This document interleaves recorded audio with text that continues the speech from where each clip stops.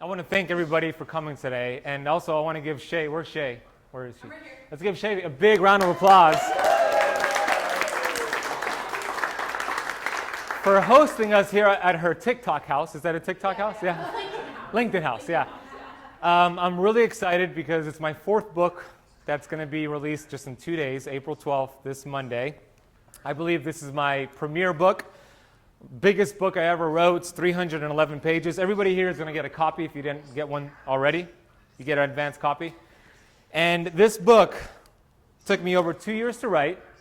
I put a lot of energy, research, frustration, creativity, and I'm really proud of it. And I'm excited to get this out into the world. Right now, more than ever, the world needs a book like this. I mean, let's face it. When we look out there, are there a lot of sick, confused people? Yes. Are there a lot of people chasing symptoms and chasing things that they shouldn't put their energy into? Yes. So this book is going to wake them up. Either you could throw them at their face or just have them read it. But somehow we got to get this book into the hands of as many people as possible. And I want to just give a quick presentation and explain what I mean by that and why the book came into fruition and why I decided to write this book, which is very different than my other books. When we look at the world right now, we know that cancer is off the charts. In America, 1 out of 3 women are going to be diagnosed with cancer within their lifetime. Okay? That's according to the CDC, if you want to believe the CDC. 1 out of 2 men are diagnosed with cancer in their lifetime, according to the CDC. 60% at least of Americans are diabetic or pre-diabetic. They're not even being diagnosed until it's already too late. Here's a medication, here's a surgery or whatever. By the year 2032, which is what, 11 years from now, the projection is this, that 1 in 2 children will be born on the autism spectrum. We won't even have a world. Because either you're going to be autistic or taking care of or helping somebody who's autistic. That's the trend, right? Ever since 1970, that trend has gone up and up and up. So it's projected in 11 years, 1 in 2 children. But not if we have something to do with it, right? And we have a lot to do with that. So what happens is this. We're all born with a bucket in the body. And I talk about the bucket. Think of this as your cells. There's 70 trillion cells in your body. So that's one cell. I'm going to relate it to a bucket. But as we're born into this world, we're already exposed to toxins. Dr. Dan back there knows all about this. So we're exposed to toxins right at birth because mom passes down toxins to the baby. So we get some drops in the bucket, right? Fills that bucket up. And then that baby, who's a natural fat burner, babies are designed to burn fat. Breast milk actually has saturated fat and cholesterol, which helps the baby actually get in and out of ketosis. All babies that are breastfed are actually in ketosis. But then they're weaned off. They're eating a standard American diet, high sugar formula every 2 to 3 hours, more stress to that baby's bucket as they grow up. And then they're exposed to things like a toxic environment, right? Like I was when I was a kid. My mom knows this. I hung out with the wrong crowd. I did drugs. I did video games. I was addicted to video games. My bucket got full. Our buckets are getting full. And then we get exposed to other things like pesticides and herbicides and poor food supply, water supply, toxicity, silver amalgam fillings. I mean, fear, right? Right now, fear is probably filling this bucket up more than anything else, especially if you're watching the news, CNN, constant negative news. So what ends up happening is this bucket gets filled, and all of a sudden, you might be 20 years old or 30 years old or 50 years old, but you're getting symptoms now, right? And that could be hair loss, it could be weight gain, it could be fatigue, sleep issues, skin issues, I mean, whatever it is. But we start to get symptoms. If we don't do anything about it, if we don't see those warning signs, what's going to happen? We're just going to keep filling up that bucket. We're not going to change our lives. We're going to think something else is going to solve our problems. And then eventually we get to this point where the bucket is overflowing. And that's when the person goes to the doctor and they say, you're diagnosed with cancer. Or you have type 2 diabetes and this is a lifelong sentence, but don't worry, we can manage it, like what happened with my dad. So that's the point we never want to get to. Because it's not that it's too late, but why even get to that point where you have to scramble to figure things out? But here's the thing. Even if you get to that point where you're diagnosed with something, the doctor should not tell you you have 6 months to live or your condition is terminal. A doctor, any human should not say that. What we should tell that doctor is, no, your ability to help me is terminal and goodbye, you're fired. because the body is incredible. The body is capable of healing. And that's what the book is about. In the book here, there are 3 principles that I teach. Number 1, identify interference. That's filling up your bucket. What is filling up the stress in your cells in your body? So identify the interference, and it's usually not one thing, it's multitude of things. Number 2, work on removing that interference, which I teach in the book. And number 3, your body heals, right? Diabetes is not a lifelong sentence. My dad, type 2 diabetes is not. And my dad didn't have to pass away, and I read about him in the book because he had a lifestyle disease, like so many people have, that's what treated with medication. Huge mismatch there. Lifestyle disease should be treated with lifestyle changes, and the body will heal. So that's what the premise of the book is about. So I just want to go over some of the things to, what are the solutions for the body to heal? Is it just getting surgery, maybe gastric bypass, or whatever quick fix? Is it? What do you guys think it's surgery? Yes or no? No? Yeah. I don't think so either. So it's definitely not surgery. And there's a time and place for it. Look, if you get in an accident, you're going to need some surgery probably, and thank God there are surgeons out there. But usually it's not the answer to be preventative.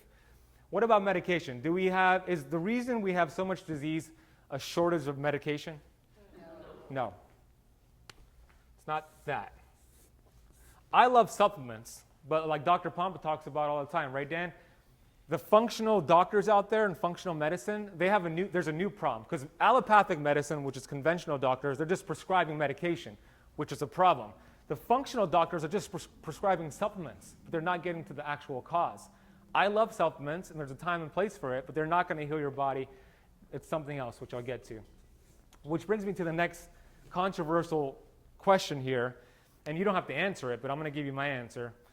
Will a vaccine help your body heal? And right now, a lot of people are talking about the vaccine. And my job is not to tell you to take it or not. That's your decision. But I want everybody in here, and anybody who's going to watch the video, to do your research on what's going to go in your body. If you just do your part and let your immune system allow it to do what it's been done forever, we don't need something to help boost it or assist it. We have it within us right now. So the answer is this. For me, no. I know my immune system is what's going to help me and keep me healthy. It's not going to be a shot. It's not going to be a surgery, a supplement, or anything on this list here. So this is definitely a no-go for me because it's not getting to the cause. Einstein said, intellectuals solve problems, geniuses prevent them. Okay? We want to be geniuses here. All this, it's not being a genius. This is what heals the body, the innate intelligence. Within every single one of you right now, there's an inner physician called the innate intelligence. It sits within every single one of your cells, 70 trillion cells.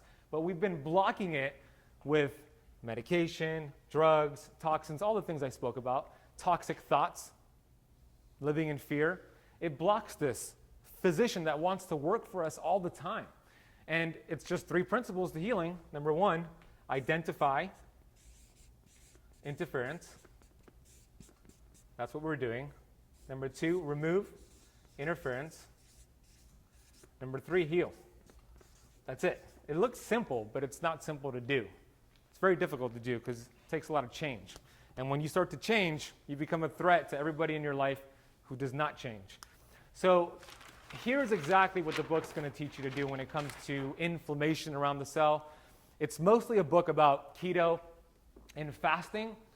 I don't really dive into like the vaccine and the immune system and all that, but it relates to it because all roads lead to inflammation. So if you could reduce inflammation, the innate intelligence could do its job. So the book has been endorsed by incredible thought leaders, scientists and doctors. I can't even believe their names are on this book, but they endorsed it. And it lights me up and it helps me feel blessed because the message is being delivered out there by so many people, but it's not being covered on the mainstream platform, so we have to find it ourselves. So this brings me to how the body actually works. And some of you might have seen me draw this before. I love to draw this. Dr. Pompa, my mentor, said, if you want to get well, you got to fix the cell. Okay? 70 trillion cells in the body. You have hormones in your body, at least 600 in your body. nutrients that you eat from food, from supplements, and then the oxygen that you breathe. Everything that's going on in your body, it's happening every second. They're just sending signals to your cells. It's connecting to these receptor sites that sit on your cells. Think of these receptor sites as an antenna signal. An antenna signal is receiving a message. Your cell receptor sites are receiving messages from the hormones, nutrients, and oxygen. It goes into your cell via the cell membrane, which is this lipid bilayer, and it tells your DNA to do its job, which is to turn on good genes, because genes are like this light right here. I could turn it off, turn it on. The genes you were born with, you can't change, but you could change the expression of them. So when there's no inflammation, or I shouldn't say no inflammation, when there's low inflammation, we want some inflammation, then the hormones, the nutrients, and the oxygen can do their job. It tells the mitochondria, which is this energy power plant within your cells, to produce ATP, which is energy. When this is happening, a virus will not impact you. When this is happening, your energy levels are great, your focus is great, your skin is great, you don't have extra body fat, you have just the right amount of body fat. But the number one problem here is one word, you heard it, inflammation. So inflammation blocks this process. It's like Natassia screaming at me because I'm not washing the dishes, but I have my fingers in my ears, and I can't hear her screaming at me if I have my fingers in my ears, right? Well, if you have inflammation, wrong marker. If you have inflammation, you can't hear the screams. You can't hear the screams from the hormones, nutrients, and oxygen. So it's not about taking more hormones or more supplements or even breath work. All that helps for sure.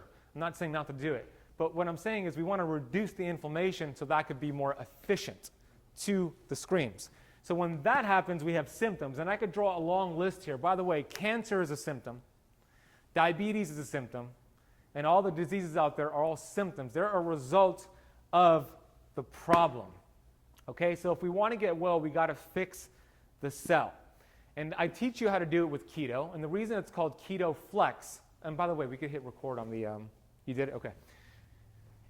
The reason we want to not stay in ketosis, as what I'm trying to get to, is because when we look at our ancestors, every single one of our ancestors, every single one of your ancestors did keto. I don't know if you knew that, because keto is not a fad, it's a fact. In fact, keto technically is not even a diet. It's a metabolic process that we're all designed to go through. Every single cell is designed to go through periods of time of ketosis. But at the same time, we're not designed to stay in ketosis. When our ancestors had the opportunity to eat fruit or tubers or grains or whatever it was, they took that opportunity. They didn't look back at their tribe and say, bro, we're keto, we don't eat that. No. They would eat it. And they had the opportunity, when they had the opportunity, they ate that and they flexed out of ketosis, hence keto flexing. So there's not one culture in the history of this world that stuck with the same nutrition long term. So the book outlines 60 days on how to teach your body to burn fat instead of sugar. The reason I like burning fat instead of sugar most of the time is because when you look at the cells, when the cells are only burning glucose and sugar, it creates a lot of cellular smoke. So the cells could only choose two sources for fuel, either sugar or fat. Glucose creates a lot of the cellular smoke, which creates the inflammation, so good stuff can't get in, bad stuff cannot get out. So I compare a person who's a sugar burner, a pure sugar burner like I was when I was obese, to a Mack truck. The cells are like a Mack truck, speeding through Golden Beach here with all this smoke being blasted out of the exhaust pipe. That's kind of like what it's like when your cells are stuck as sugar burners. But when you could teach it to tap into this ancient healing strategy called ketosis, you now harness this innate intelligence and it burns cleaner. I compare that to a Tesla cruising through the streets here.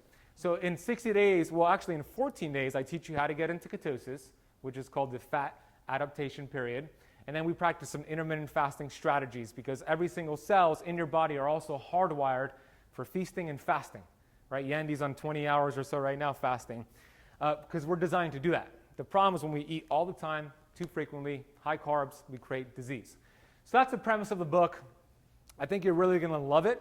My ask for all of you is definitely get a book today. You don't have to pay for it at all. But on Monday, when the book is out, to buy it on Amazon and buy the paperback. That would be super helpful. And share it with your friends. The link is ketoflexbook.com.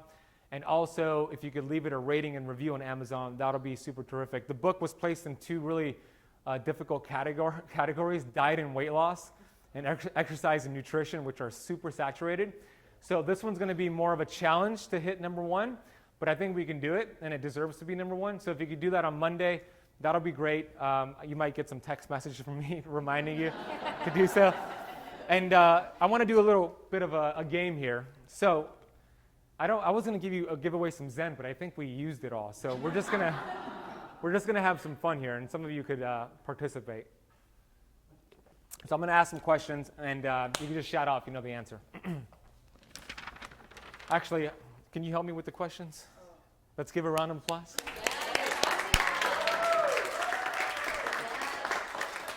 Just flip it. All right, so how many receptor sites are on a single cell? What do you think? Who wants to guess? 1,400. What? Those antenna signals, how many receptor sites on one cell? 10,000. 7,000. 1,000. 100,000. Well, pretty good.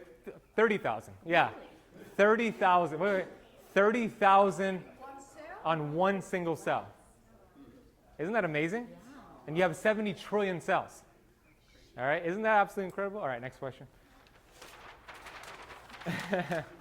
The mitochondria are the energy power plants. What part of the body has the highest concentration, highest amounts?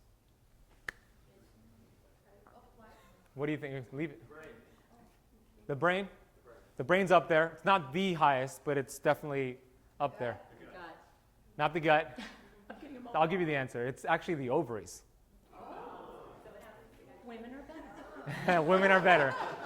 Here's like when you look at, I believe in God. So when you look at, and you can replace that word with whatever you want, but the way that God created us, it's so incredible. Think about the highest concentration of mitochondria, which is arguably the most important thing in the body because it helps you create energy. The ovaries, why? Reproduction. The brain, to Devin's point. Yeah, baby. The brain for like survival, finding food, right? Also the testicles for guys. Also the heart, very metabolic active.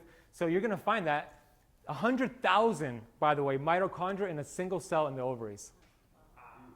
Isn't that crazy? Most cells have hundreds to maybe thousands, but 100,000 in one cell. Crazy. All right, some of you know this answer. What's the longest fast ever recorded?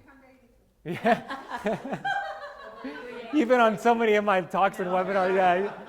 I could do this. So 382 days, if you don't know the answer. Okay? This guy, I think I wrote about him in this book, but I did write about him in my other book. But he weighed 450 pounds. His name was Angus Burberry, a Scotsman. And he went on medically supervised fast for 382 days. He didn't eat anything. And he went from 450 pounds on day 1 to 180 pounds on day 382. Electrolytes look good. Everything looked good. Next question. He drank water and a multivitamin. Yeah.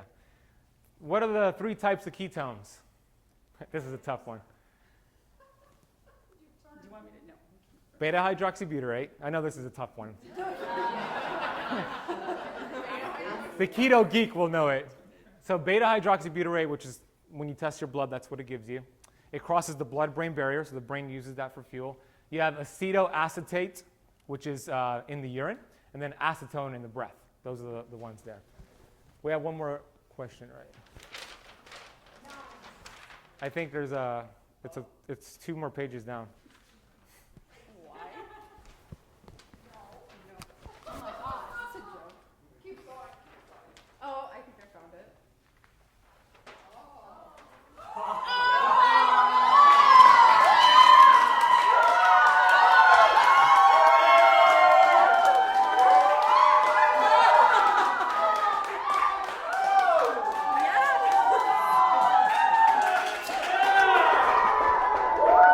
Love you. I love you too.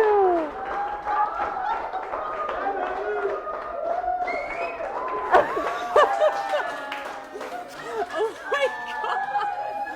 Oh my God. It might be a little big, but. I don't know. Yeah, no, I said no. I said yeah. It's a little big, Oh but my yeah. God.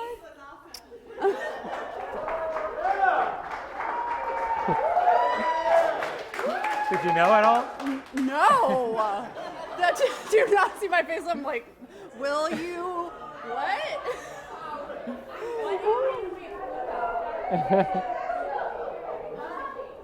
Oh my God. Yeah.